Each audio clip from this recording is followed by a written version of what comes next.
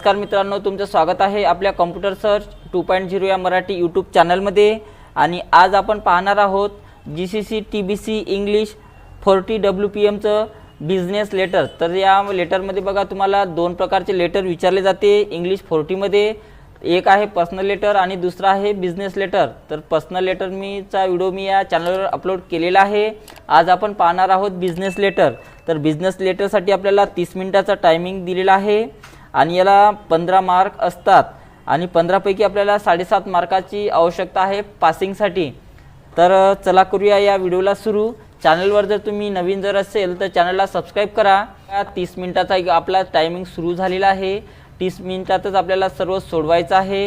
याच्यामध्ये काय नवीन आलेलं आहे सगळं आपण पाहणार आहोत आणि हे सर्व आपलं GCC TBC 2024च्या एप्रिल एक्झाममध्ये आणि तिथून सर्व एक्झाममध्ये याच प्रकारचे बिझनेस लेटर आपल्याला सोडवायचं आहे। तर बघा पहिले टाईप करून घेऊया, जसं आहे तसं पहिले टाईप करायचं आहे। आता टाईप करते वेळेस बघा ज्या ज्या ठिकाणी इथे डॅश डॅश दिलेला आहे त्याचाच अर्थ आपल्याला एक तिथे एक्स्ट्रा एंटर द्यायचा आहे। तर जसं मी हेडिंग दिलेला आहे तर हेडिंगला टाईप करून घेतो। आता इथे सर्व कॅपिटल आहे म्हणून मी कॅप्स लॉक चालू केलं तरी चालेल।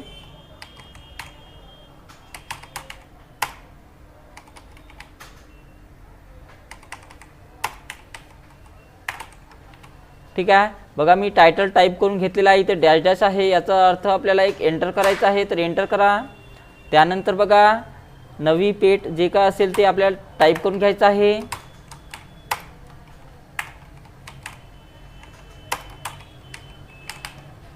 टाईप केलेला आहे आपण। त्यानंतर बघा इथे पुन्हा डॅश डॅश दिलेला आहे याचाच अर्थ आपल्याला एक एंटर करा आणि त्याच्यानंतर बघा आपल्याला ईमेल टाईप करून घ्यायचा आहे। ईमेल टाईप करा, स्पेस द्या, कॉलन टाईप करा आणि त्याच्या पुढे जो काही ईमेल ID दिलेला आहे तो टाईप करून घ्यायचा आहे जसा दिसत असेल त्याच पद्धतीने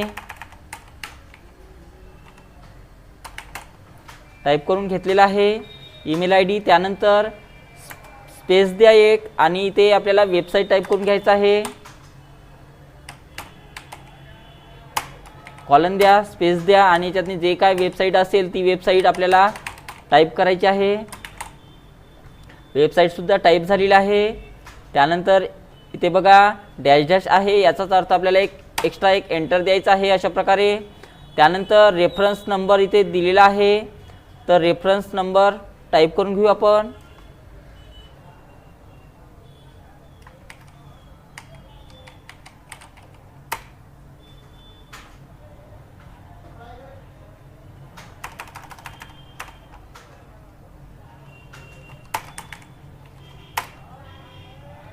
कॉलन द्या, स्पेस द्या आणि REL/512 बघा इथे। त्यानंतर डॅश डॅश आहे याचाच अर्थ आपल्याला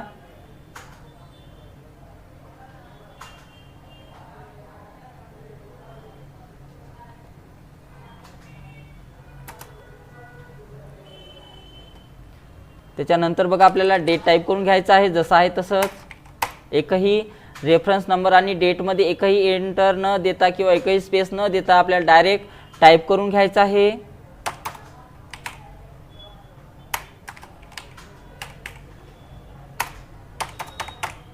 टाईप करून झालं, फुल स्टॉप आहे, फुल स्टॉप द्या।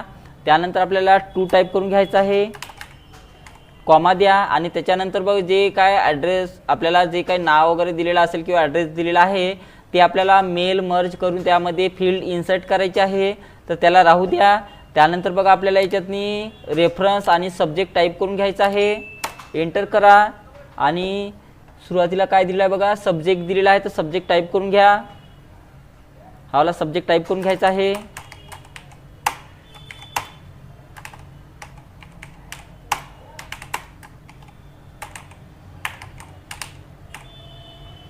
बघा सब्जेक्ट टाईप झालेला आहे आपला। त्यानंतर आपल्याला एक एंटर करायचा आहे कारण इथे डॅश आहे आणि त्याच्यानंतर बघा आपल्याला रेफरन्स टाईप करून घ्यायचा आहे।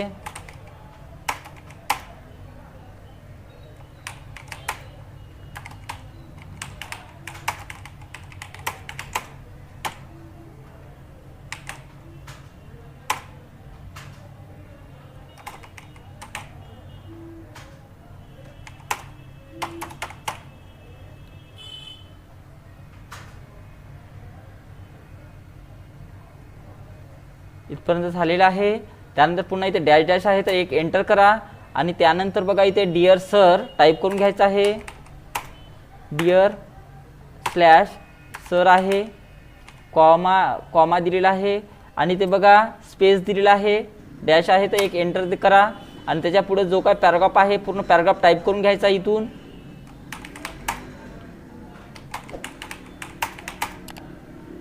व्यवस्थित पाहून घ्या कोणता आहे तर। बरेच वेळेस असं होते गडबडीतने आपण दुसरीच ओळ टाईप करून घेतो आणि काही सोडून देतो।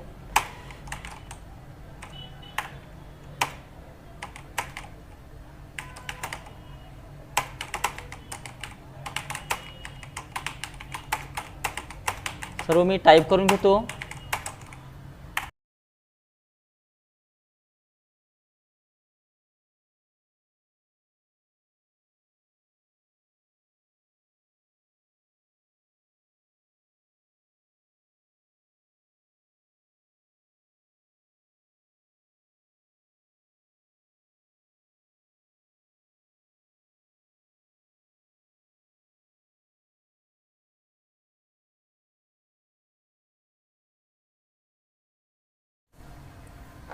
सर्व टाईप करून झालेलं आहे माझं। आता आपल्याला फॉर्मॅटिंग द्यायचं आहे।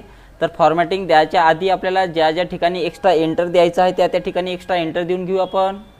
तर बघा मेन हेडिंग आणि सब हेडिंगच्या खाली एक एक्स्ट्रा एंटर द्यायचा आहे।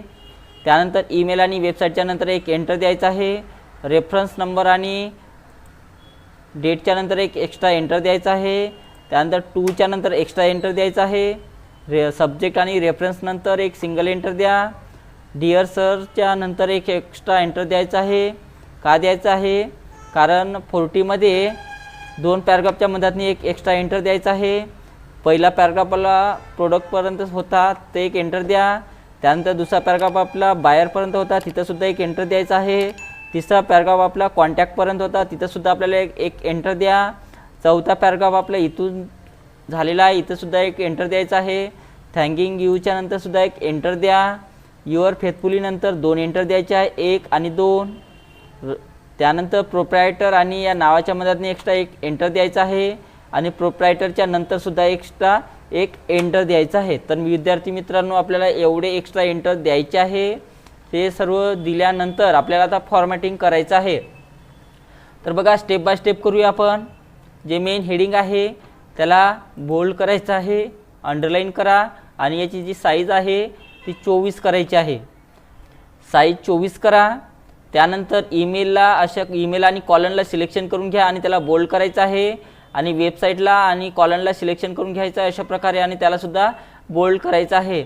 आणि मेन हेडिंग आणि ईमेल आणि वेबसाईटला सिलेक्शन करून आपल्याला सेंटर अलाइनमेंट द्यायचे आहे। तर अशा प्रकारे सेंटर अलाइनमेंट द्या। त्यानंतर रेफरन्स आणि डेटच्या मदतीने आपल्याला 4 टॅब मारायचे आहे, 1, 2, 3 आणि 4। ठीक आहे, 4 टॅब झालेले आहे। त्यानंतर बघून घ्या 4 बसले की नाही तर 4 द्यायचे आहे, 1, 2, 3 आणि 4। 4 टॅब प्रेस करायचा आहे, 4 वेळा टॅब दिलेला आहे आपण। त्यानंतर इथे मेल मर्ज करून हा ॲड्रेस टाईप करून घ्यायचा आहे आपल्याला। सगळ्यात सुरुवातीला केलं तरी चालते किंवा शेवटी केलं तरी चालते, कधीही केलं तरी चालते। तर बघा आपण इथे करून घेऊ। तर त्यासाठी ॲड्रेस टाकण्यासाठी आपल्याला मेलिंगचा वापर करायचा आहे। तर या मेलिंग टॅबवर यायचं आहे। त्यानंतर सिलेक्ट रिसिप्टवर क्लिक करा आणि याच्यामध्ये बघा टाईप अ न्यू लिस्ट घ्यायचं आहे। आता टाईप अ न्यू लिस्ट घेतल्यानंतर तुमच्याकडे इथे जेवढे काय फील्ड दिलेले आहे एवढे नसणार आहे। तिकडे जर नाव आणि लास्ट नेम जर असेल तर फर्स्ट नेम आणि लास्ट नेम असू शकते, परंतु याच्यातलं कोणतंही घेतलं तरी चालते, असं काहीच नाही का हेच घ्यावं लागते। जे सुरुवातीपासूनच घेतो मी। तर सुरुवातीपासून बघा पहिला ॲड्रेस टाईप करून घ्या। बघा या 2च्या नंतरचा जो ॲड्रेस आहे तो पहिला ॲड्रेस आहे तो टाईप करून घ्यायचा आहे। जसा आहे तसाच टाईप करायला लागेल। ते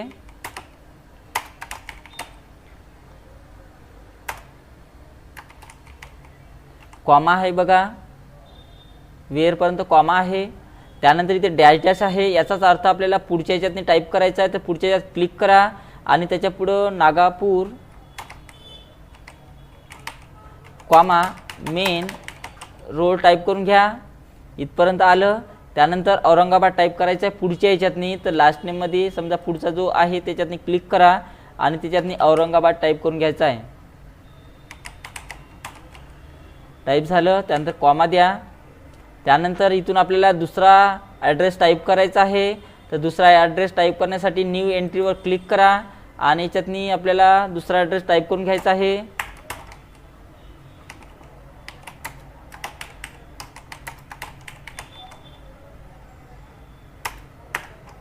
फ्लावर झालं बघा इथपर्यंत. इथे डॅशडॅश आहे तर पुढच्या ह्याच्यातनी क्लिक करायचं आहे आणि नेहरू मार्केट टाईप करून घ्यायचं आहे. त्याच्यानंतर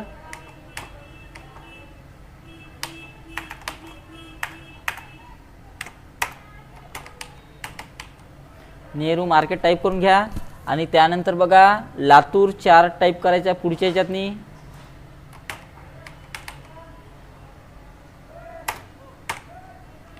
अशा प्रकारे टाईप करून घ्या. त्यानंतर सेव्ह करायचं आहे आणि याला कोणतंही तुम्ही नाव दिलं तरी चालेल. मी याला राजधानी एक्सप्रेस नाव देतो.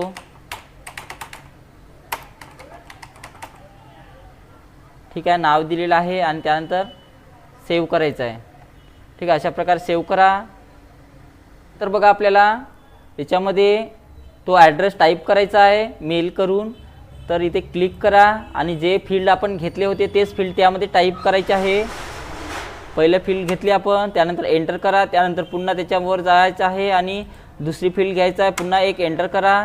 पुन्हा त्याच्यामध्ये जायचं आहे आणि त्यानंतर तिसरी फील्ड घ्यायची आहे आणि एक एंटर करायचं आहे. त्यानंतर आता याची स्टाईल कोणती सांगितलेली आहे सगळं इकडे दिलेलं आहे. आपण ब्लॉक कॅपिटल लेटर घेतलेला आहे. सगळे इन्स्ट्रक्शन वाचूनच सोडवायचं आहे. आता इथे काय म्हटलेलं आहे, the address of address is in Indian style. जे ॲड्रेस ऑफ ॲड्रेसची आहे त्याला इंडियन स्टाईल म्हटलेलं आहे. आणि इंडियन स्टाईल जर असेल तर पहिल्याला 1 टॅब द्यायचा आहे, दुसऱ्याला 2 टॅब द्यायचा आहे आणि तिसऱ्याला 3 टॅब द्यायचे आहे. कधी इंडियन स्टाईल जर म्हटली असेल तर. आणि जेव्हा ब्लॉक स्टाईल सांगितल्या जाते तेव्हा हे मार्जिनला लागूनच ठेवायचे आहे. ठीक आहे, याच्यामध्ये 2 स्टाईल विचारल्या जाते, एक इंडियन स्टाईल आणि एक ब्लॉक स्टाईल. इंडियन स्टाईल म्हणजे एक, ब्लॉक स्टाईल म्हणजे अशा प्रकारे आणि इंडियन स्टाईल म्हणजेच पहिल्याला 1 टॅब, दुसऱ्याला 2 टॅब द्यायचे आहे आणि तिसऱ्याला 3 टॅब द्यायचे आहे. ही झाली इंडियन स्टाईल.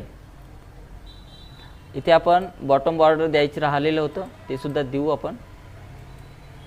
ठीक आहे, ही झाली इंडियन स्टाईल. त्यानंतर बघा याच्यातून आपण चेक करून पहा आपले जो ॲड्रेस आपण टाकलेला आहे ते व्यवस्थित आहे किंवा नाही. सगळं चेक करून पाहायचं आहे, दोन्ही ॲड्रेस बरोबर आहे. ठीक आहे, बरोबर आहे. त्यानंतर बघा जो सब्जेक्टला सिलेक्शन करून घ्यायचं आहे आणि त्याला बोल्ड करा आणि जो पुढचे जे मॅटर आहे त्याला आपल्याला अंडरलाईन द्यायची आहे अशा प्रकारे. तसंच रेफरन्सला सुद्धा सिलेक्शन करा आणि त्याला बोल्ड करायचं आहे आणि त्याच्यानंतरच्या जे मॅटर आहे त्याला अंडरलाईन द्यायची आहे. आता याला टॅब द्यायची किंवा नाही हे कशावर डिपेंड आहे बघा, पॅराग्राफवर डिपेंड आहे. जर पॅराग्राफची इंडियन स्टाईल जर म्हटलं असेल तर याला 1 टॅब आणि याला सुद्धा 1 टॅब द्यायची आहे.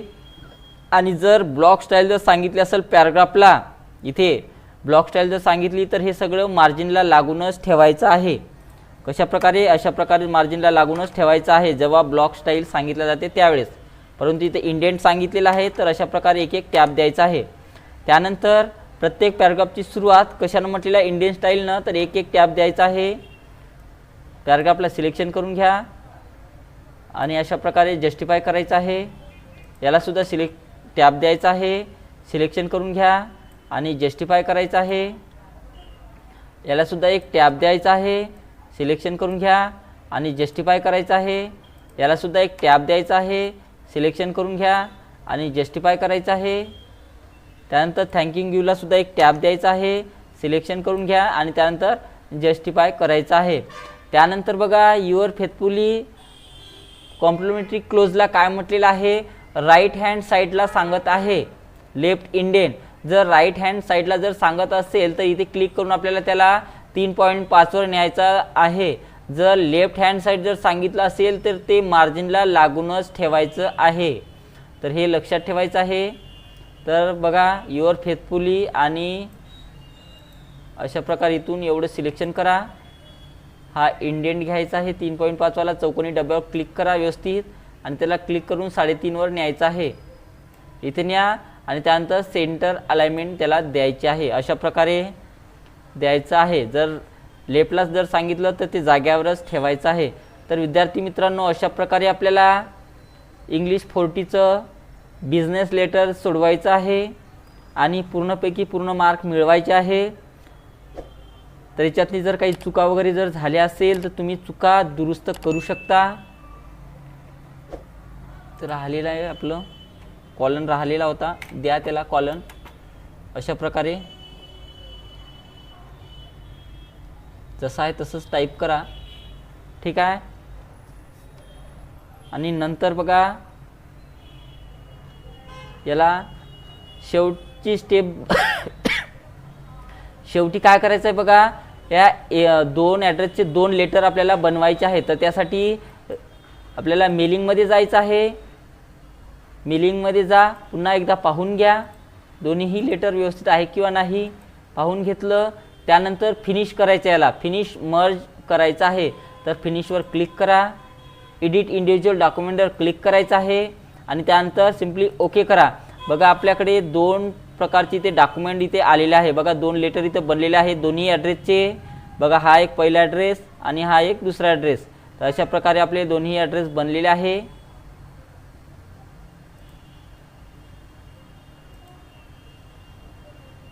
तुम्ही पाहू शकता